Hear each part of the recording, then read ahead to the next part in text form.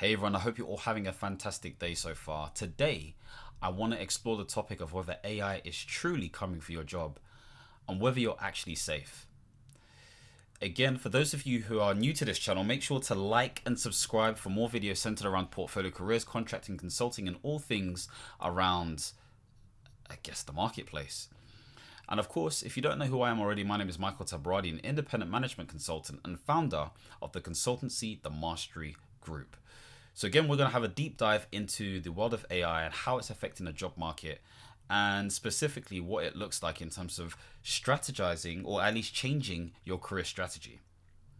So the first sort of topic I want to sort of bounce on is this whole idea of AI in the modern workplace. Okay.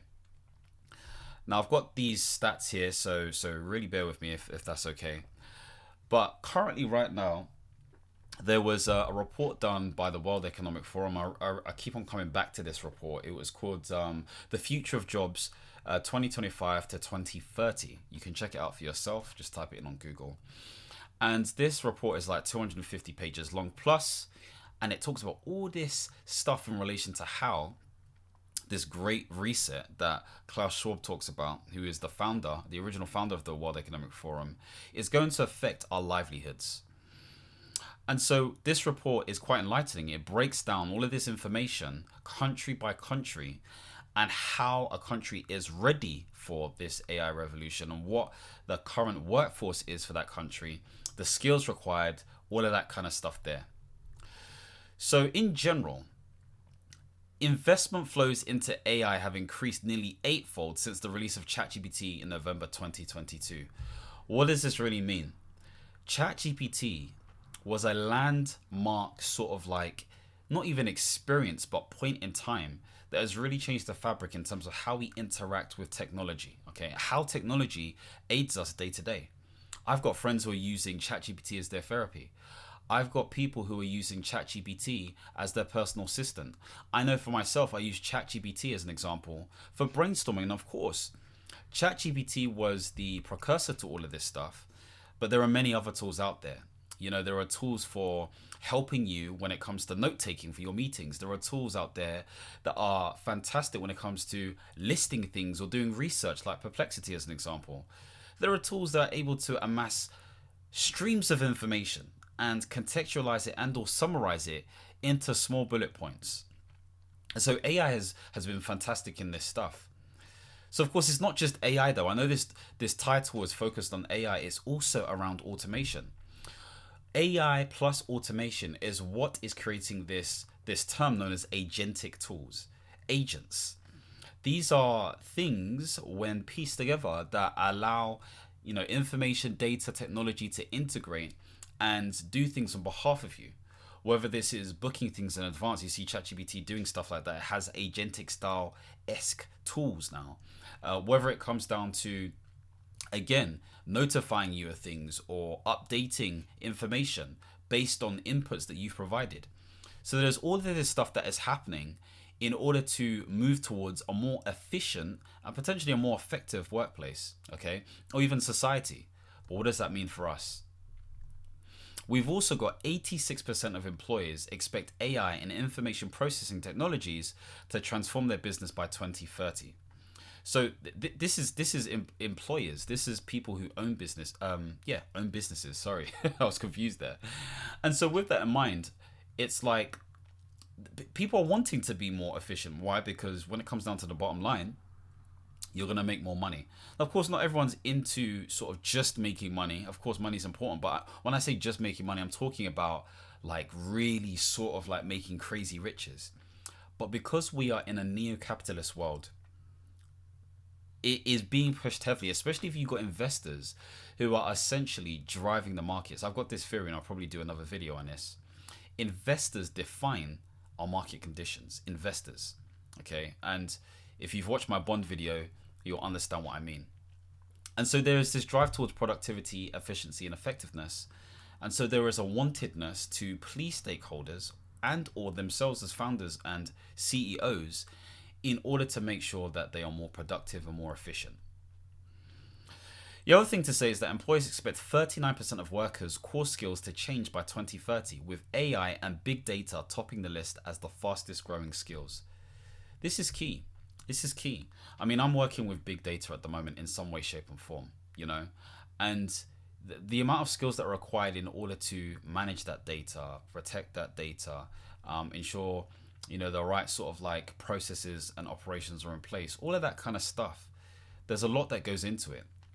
And so savviness around tech, automation, data, and things surrounding that becomes extremely key. Now, does it mean that everything else becomes obsolete? No, not necessarily. But depending on your industry and depending on what you do, you'll have a cleaner idea in terms of how you'll be affected. The question to you is, can your role be affected? Can your workplace be affected by AI and or automation? And if the answer is yes, then what can you specifically do about this? So here are some roles that are likely to be most affected by AI. So you've got administrative assistants and executive secretaries, okay, that are projected a net decline in several economies globally. So really, if you think about this, an assistant or something to that sort may do some level of research. They may do some minute taking or note taking. They may be answering phones. All of this stuff can be automated right now. Now, to the latency and degree at which they can do this accurately is obviously of improvement and evolution. But there are some people who are patient enough to develop the right level of prompting and prompt engineering, in order to ensure that the AI does what it needs to do given the conditions and or triggers that set it off. So you will see these people in their mid, early, late 20s, maybe even 30s, who are using things like, again, open AI sort of like APIs attached to Google APIs or other APIs with other software to help create these agentic tools. Whether this is a telephone service where you got people AI bots answering the phone with carefully crafted scripts or prompts to help with the responses to different things. We've already spoken about tools that can do AI minutes and stuff. This really comes down to refinement, if you think about it. And so if you understand the nature in terms of how things have rapidly increased, then you'll see that actually we're much closer to, if not replacing, nearby getting to a point where these roles are dependent on these things, if not replaced. You'll remember that, when ChatGPT, or was it DALL-E 3 was able to do sort of like the whole Will Smith cartoon sort of graphic effect. If you see the improvements to that, it's insane. It's not quite there yet, but it's insane how it's been able to improve. And so we have to bear all of these things in mind in terms of how quickly things transcend. It takes 18, I think it's Moore's law, 18 to 24 months for a computing power to double. So imagine the exponential sort of increase with the likes of OpenAI and the investment that's going into all of that kind of stuff there. It's big stuff. The other thing to say is financial analysts are projected to have varying net growth depending on the economy. So if we think about it, numbers are there to be crunched, okay? So whether you're looking at a balance sheet, whether you're looking at profit and loss, whether you're looking at taxes, I know the UK government is looking to specifically capitalize on this stuff with HMRC digitizing, and not even digitizing, improving how they collect taxes. Of course they are, because it's their top 1 or 2 revenue sort of like creation for the government. And so with that in mind, they're looking to ensure that taxes are collected every quarter, every 3 months, as opposed to year end, So I think this is coming into play in 2026, but that's an example. There are other situations where, of course, financial analysts may not be used if the right systems are in place that pick up the information that is required centered around the business. Whether this is centered around some sort of CRM that links to financial analysis that can be done by these things.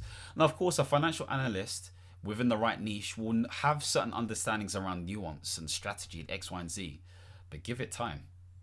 Give it time. That it's a question of time for many of this stuff. It may not solve it now, but we can't use now as the challenge, because if you can imagine it to be solved, It requires dedicated individuals to, again, engineer, prompt this stuff from a coding standpoint, and also a prompting standpoint, to produce these results that may replace a human being. The other thing is that business development professionals are generally expected to see net growth across various economies. I'm thinking about myself. Like there is not one day where I'm not using some sort of AI, whether that is for my consulting, whether that is for my coaching, whether that is for my content, the three C's. I use it for all of it. But what I mean by that is I use it for initial brainstorming. I use it for initial ideation. I use it for listing. I use it for summarizing. I use it for all that kind of stuff there. And if I'm doing any sort of major reporting and or analysis, yes, the human effect is very much still there. I still want to maintain that human touch. But it does accelerate my outputs. You know, it's part of the reason why I've been able to produce so many YouTube videos from the 3rd of February 2025. So the point being made is that there is acceleration with this stuff, and with this acceleration, business owners can be seen to make more profits, make more money, be seen, all of that kind of stuff there, whether it's advertising, content, this, that, blah, blah, blah, blah. So there are opportunities afloat for sure. The third sort of like area I want to talk about is this false confidence in a knowledge working space. What do I mean by this? Well, a knowledge worker is one who is working based on what they know. So this is their intellectual understandings, frameworks, their outputs through strategy, writing, creativeness, all of that kind of jazz there. Stuff that you can't necessarily get. Well, you may potentially think that a bot or AI automation can't complete. But as some people say, you know, it all comes down to competency, which is defined by behavior for some people in terms of the definitions. And so with that, you can decode behavior. You can decode it. And so thinking about this in a bit more detail, there are certain things. So myth number one. So the myth of intellectual safety. So just because your role involves writing, analysis, strategizing, and other stuff, it doesn't mean that AI can't replace this stuff. I mean, yes, we may be doing the prompting in order to do some of the initial strategizing or initial writing X, Y, and Z. But imagine if the prompter was replaced by the promptee. In other words, imagine if the likes of something like a ChatGPT replaced you, who was doing the prompting and was just doing the thinking autonomously. It's getting to the point of autonomy. And so this is where the automation comes into play.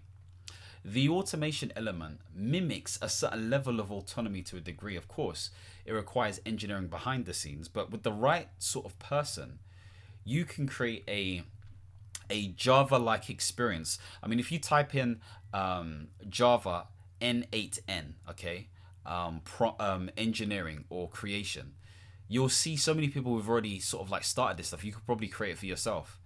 So yes, slowly but surely we get into a point where AI can start to, does it think or does it interpret? What's the difference? Does it actually do analysis?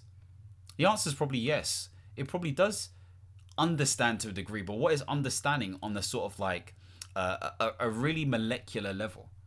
And so we start to get into these ethical questions. Does it think for itself? And some people may say yes, but what is thinking?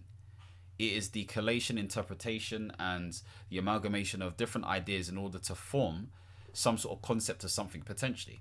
Again, I've just made this up on the spot, but if it sounds good, let's go with it. So the other thing I want to say is automation doesn't just affect routine tasks. So we're thinking it's just going to be the mundane tasks or all of that kind of stuff there. It is trying to target also non-routine, cognitive, and even creative tasks. And this is the point I'm trying to make. We're done with the whole repetitive thing. Like, we know it can do that, okay? Even ChatGPT has subscriptions now where you can get it to do research and find things for you regularly, either on a daily, weekly, monthly, whatever basis. It can do that stuff. But what if it can do stuff that isn't so uniform and so linear and all of that kind of stuff? Again, people are experimenting with this stuff already. If you can get the AI to integrate with your systems, we're already seeing this. Google has this set up already with Gemini as an example. There is a version of, I think ChatGPT is exploring in terms of some of this stuff with certain applications. If it can get that intel and understand you better, it can make suggestions, but then even switch things on and off, take action. that's where it becomes a bit techie. No pun intended. We must shift to skills AI can't replace. Okay, so what this really means is, in terms of the human level, there are certain things that AI can't do, and I'm going to talk more about that in a second. But a perfect example of this is it's not emotionally intelligent. It can mimic it to a degree. Don't get me wrong. If you say to ChatGPT, "Oh, can you be an emotionally intelligent coach that blah blah?" Yes, it will do some of that stuff, but there are certain nuance that it still hasn't captured. Maybe that's the gap. Maybe that's a good thing, so to speak. And so, in order for us to continue, I just want to ask you this question and comment in the comments below. How confident are you that your current skills will still be valuable 5 years from now? That's a really deep question. Are you confident? And I guess if you're not confident, let's have a conversation. Let's have a conversation centered around how you can better improve your prospects. But again, I'm quite booked up at the moment. So if you're interested in some of the stuff that I'm talking about, then make sure to subscribe to my newsletter where you can get more insights centered around portfolio careers, contracting, consulting, all of that kind of stuff there. So the next thing I want to talk about is the skills and mindsets AI can't replace. For now. For now's the big sort of like caveat. First thing centered around human connection and emotional intelligence. And I want to test this one because I know there are some of you out there who have, they've booed up ChatGPT. You've told it your inner deepest secret stuff you never told anyone before in your life. And you just say, yes, this thing understands me. It's your secret love interest. Point being made is, you can have a connection with this thing, but not to the same level as a human being. It's not going to ever be the same. You may feel understood, but this is really an attempt for you to understand yourself. You're understanding yourself using this tool. That's essentially what it is. It's never going to have the same level of human connection up until a point. Yes, it may be very sophisticated to do what it's doing, but it's not human. And so that's the difference that we have. We can't identify this as human, but we can identify it as something that potentially, quote unquote, understands us. The other thing to say is contextual judgment and ethical decision making. This is an interesting one. Again, I would argue that we are getting to a point where it can help us define what that specifically looks like. But can it make the final call? Does it have complete context? Probably you have to feed it so much information in the world in order for it to get the context that it needs to then have the ethical basis. But then how do you know its ethics is similar to your ethics unless you explain that? How do you explain your own ethics? It gets techie. So with that in mind, it's like there is still that need for humans to make ethical decisions for humans. We have to remember this for now. And I'm saying this for now because I don't, to what end? When does this become obsolete? I don't know, but this is the gap that I see at the moment. The other thing is genuine creativity that breaks convention.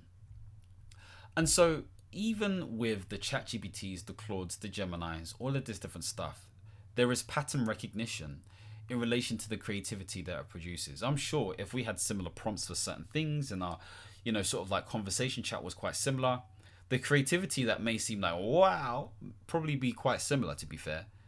But out of the box convention, you would have to be very, I don't know, you get sparks of inspiration in different ways. It's spontaneous by nature, yes. That spontaneity can spark into other different people, and sometimes this is why we get inventions created at the same time by different people in different places. But at the same time, can it fully replace that?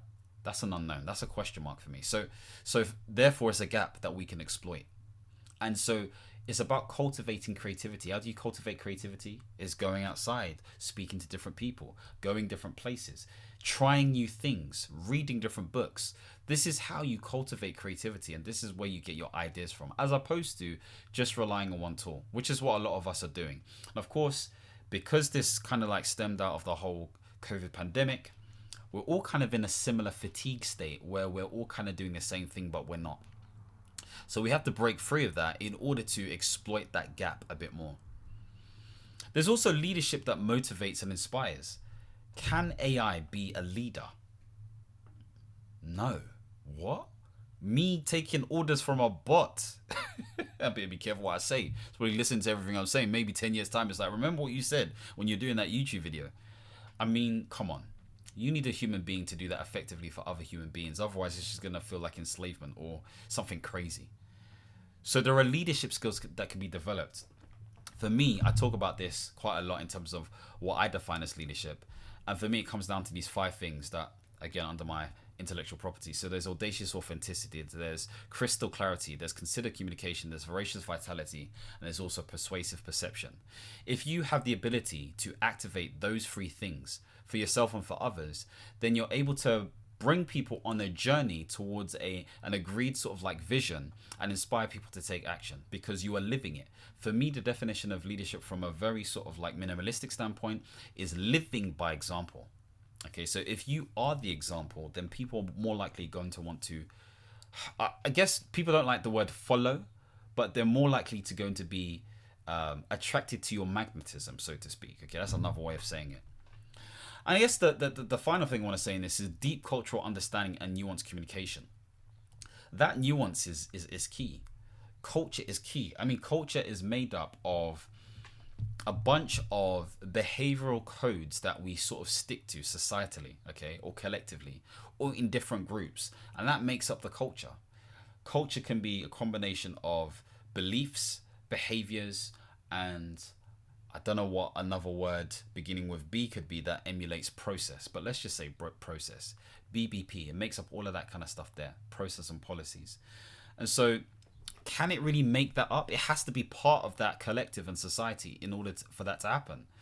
Now, of course, it can incept the culture by being used by the individuals within that culture, because some of the stuff that we're talking about, okay, or we're spreading ideas on, does it become our ideas, or is the AI now slowly but surely collectively getting us to think the way we need to think because of the responses it's giving back to us based on the prompts? Is it really shadow guiding our prompts, especially if we use this stuff every single day? That's an idea. Is there an incentive behind that?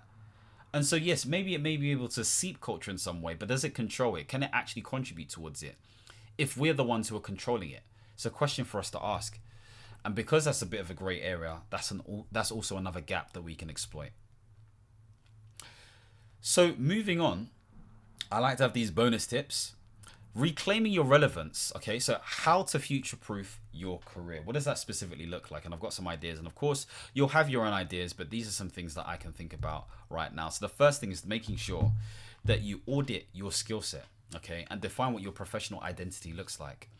This really comes down to, I've spoken about this stuff so many times, so check out my videos when it comes to, you know, your, like, what does your career path look like? How do you define who do you want to become? How do you articulate your previous experiences and competencies? What does that specifically look like? How do you transfer that information into things that create opportunities for you in the form of a CV, good interview, supporting statements, etc., etc., networking with the right people, having the right sort of pitch? All of that stuff is really important. Audit it and understand where you're at so you know where to go. Okay, this is what is known as a gap analysis. The second thing is to really think about what sort of skills you need to learn in order to better work with AI and better adopt it. Okay, do you need to be better at prompting? Do you need to understand how this stuff is created? Do you need to be in a position where you look at the role that you're doing and you think to yourself, how can you use AI to improve the processes?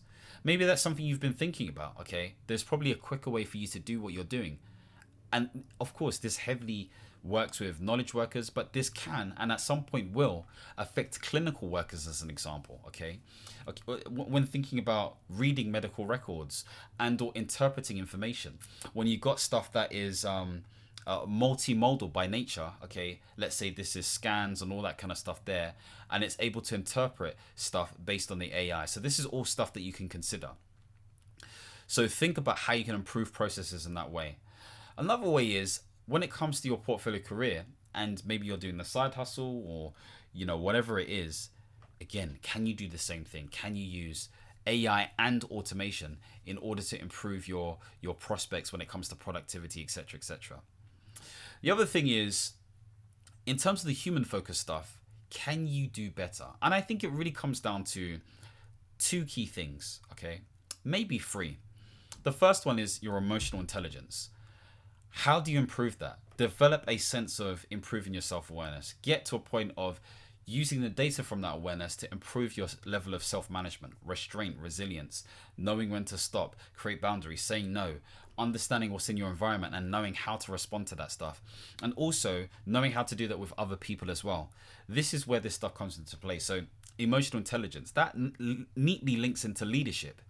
So we've got an aspect of emotional intelligence called social intelligence, okay? And that social intelligence is broken down into social awareness and social management, or reputation is reputation management? No, relationship management, so to speak.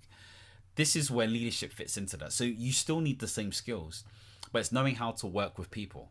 Leadership is defined as the process of, I guess, directing people towards a shared vision or shared goal, okay? I say this because I got this from a leadership book somewhere. So interesting to say it's a process, so to speak, as opposed to anything else. People are definitely going to disagree with that. Let me know your comments on what you think leadership is. The other thing to highlight is that you definitely want to use this stuff to essentially build a strong personal brand, okay? This is where it's about standing out. It's about making sure that the way you stand out and how it's sort of like defined, aligned to specific opportunities is clear. So you use the AI and the automation in order for you to do some of that stuff. So if we summarize, essentially, look, AI is coming for you whether you like it or not. Okay, maybe that's not the take-home message, but the take-home message is that there is opportunity for you to work with AI, but there is a lot that it can potentially replace in the next couple of years. And so it's thinking about how can you better humanize your sort of like skills in order to stand out as an advantage, but also work with AI in order to do the best job that you can do. Okay, that's essentially what it comes down to. But obviously use it to get yourself prepared now. And of course, let's connect. If you haven't connected with me already, make sure to connect with me. You can check me out on LinkedIn. Obviously subscribe to my YouTube channel if you're watching this, and other socials if you would like. And of course, make sure to subscribe to my newsletter below, where you can find out more information every Sunday at 2 p.m. when it comes to all of this stuff that I talk about. If you want to see more videos centered around portfolio careers, contracting, and consulting, and all those different things, don't forget to like and subscribe and hit the notification bell. And as always, my friends, understand, reach, and expand. Peace.